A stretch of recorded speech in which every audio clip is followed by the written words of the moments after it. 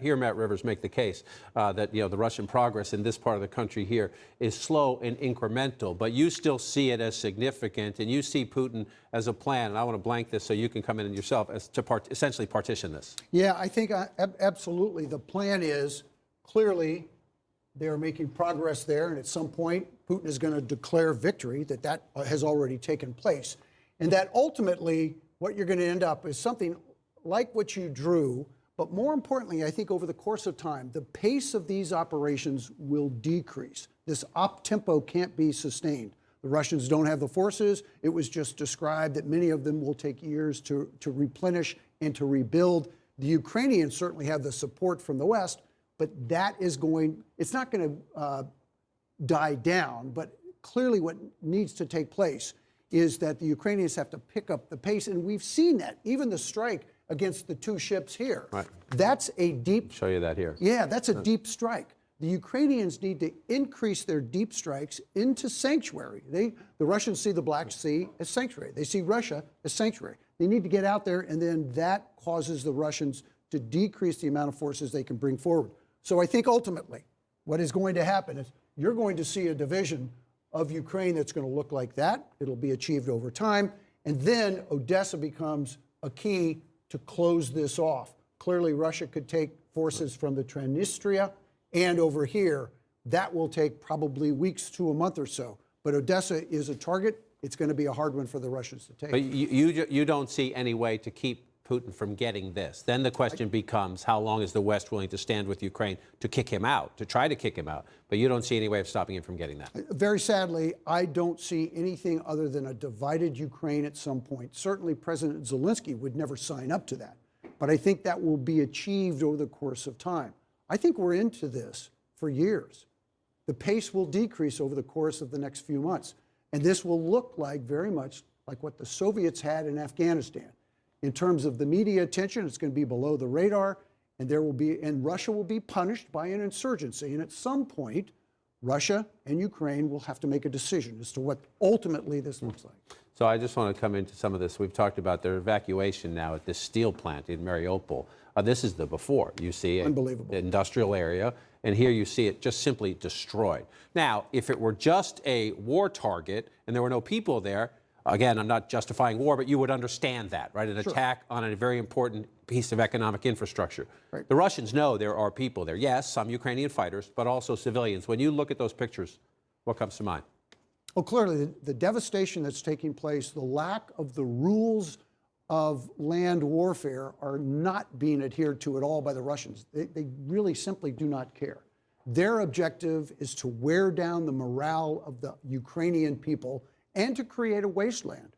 Putin has no desire to leave Ukraine, and he has no desire to try to rebuild it. This produces for him, in addition to a desired buffer zone. There are a lot of people watching who probably want to push back on the point you just made, that you think inevitably, at least for a short period of time, some period of time, we get a divided Ukraine. I wanted to illustrate the point, just show this. This is where we were back on March 5th, right? The Russians were coming. They wanted to take Kyiv. They wanted to decapitate the leadership and take the country. That did not happen. So what happened instead? The Russians begin to build up, then they get pushed out, and you see the more Russian resources here now in this part of the country. You believe this is going to continue, and that if the West is going to get more howitzers, more tanks, more anti-aircraft, what's the timeline to get it in there quickly if there's any way to prevent what you just laid out from happening? Oh, goodness, it's ongoing right now. The process is taking place. The handoff is taking place here. Ukrainian forces are coming across designated units. They're starting to move this kit. They're not starting. They're continuing to move this kit at a rapid pace. The support by NATO, the support by the United States is amazingly impressive. The numbers exist right here for Russia to continue to pour into this area. The Ukrainians are magnificent in the tactical fight. What is required is to set the operational objectives, which means attrit the Russians in sanctuary. Go after the targets in Russia. Don't be hesitant about that. Make the Russians suffer in sanctuary so you can set the operational conditions that would allow you maybe to push a little bit harder. I don't see that yet. It needs to continue. But I think ultimately there would be some form of a divided Ukraine. I hope I'm wrong.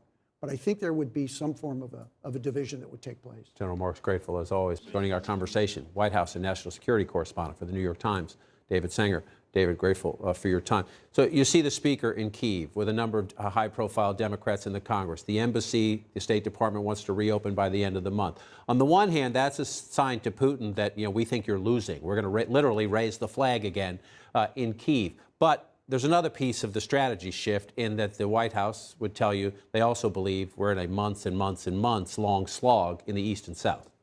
That's right. So the concept here is we've now seen two significant senior delegations from the United States come in on two successive weekends. First was Secretary of State Blinken and Secretary of Defense Austin. They came last weekend. This weekend, of course, you have Nancy Pelosi, number 3 in line for the presidency. You know what that leaves. There's going to be a moment where they're going to bring President Biden in here at some time. That may be a while, but what they're trying to establish is, okay, we've got a real operating Ukrainian government. We're putting our embassy back. The Europeans are putting our embassy back. You Russians are gone. And don't mind those occasional missiles that come in and take out whole buildings and so forth. Their problem is that what they've got essentially is 2/3 to 3/4 of the country and a much more active war going on down in the south. And they think that there is a chance in the next few weeks that they could make life miserable enough for the Russians that they would pull back in the south. That's going to be hard because the Russians are quite good at this kind of standoff war you were discussing at the top of the show. And so one of the conversations, one of the calculations, and one of the worries, as you write smartly in the Times about, is if you're thinking about pushing Putin, how hard do you push? Because this war, you write about the worries that it would become more into NATO territory, outside of the borders of Ukraine. And number two, listen to the ranking Republican in the House Foreign Affairs Committee here, having conversations that we never thought we would have once the Berlin Wall fell. What would happen if a chemical weapon was dropped in Ukraine and or a short-range tactical nuke?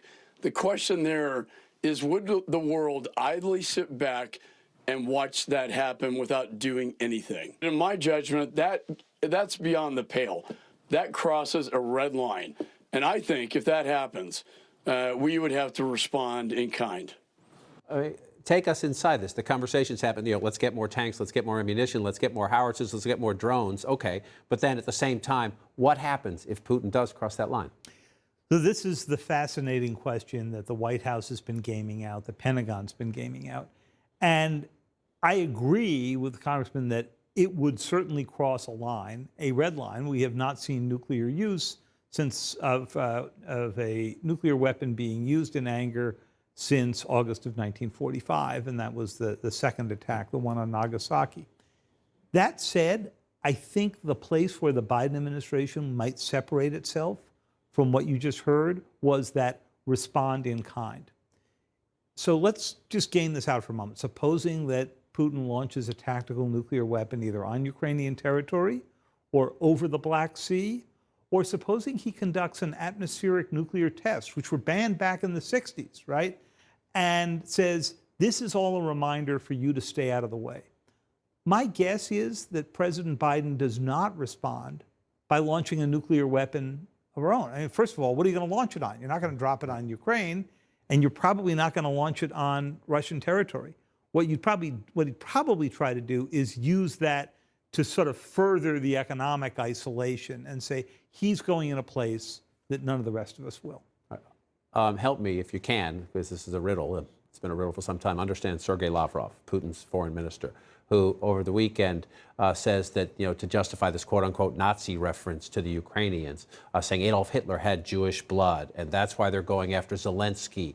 Is this for Russian consumption on state television? Do they have to gin up World War II again for their own population? Is it just Sergei Lavrov angering the world?